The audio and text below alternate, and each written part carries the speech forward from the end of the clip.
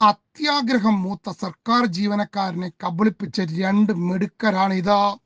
കൊല്ലം ശൂരനാട് സ്വദേശി രഞ്ജിത് കുമാർ, മലപ്പുറം ചേളാരി സ്വദേശി ഹുസൈൻ, പാലക്കാട് ചിറ്റൂർ സ്വദേശിയായ സർക്കാർ ജീവനക്കാരനെ ഇവർ കബളിപ്പിച്ചത് 23,36,000 രൂപയാണ്.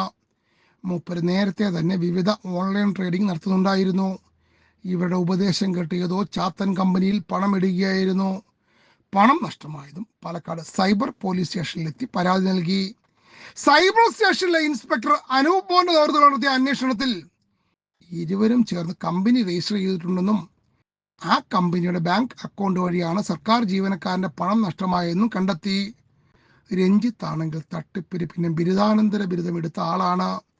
എന്തിന് MBA പോലും പഠിച്ചത് ഏതോ തട്ടിപ്പ് സ്ഥാപനത്തിലാണെന്നും, അതും ഓൺലൈനിൽ.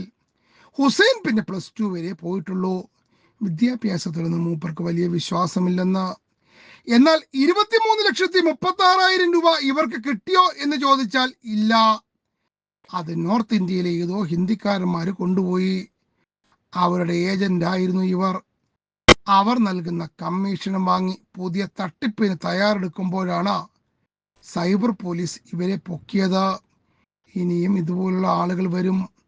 ഒന്നും നോക്കാതെ സമ്പന്നരാകാനുള്ള ആളുകൾ പണം നിക്ഷേപിക്കുകയും ചെയ്യും. എന്ത് ചെയ്യാം?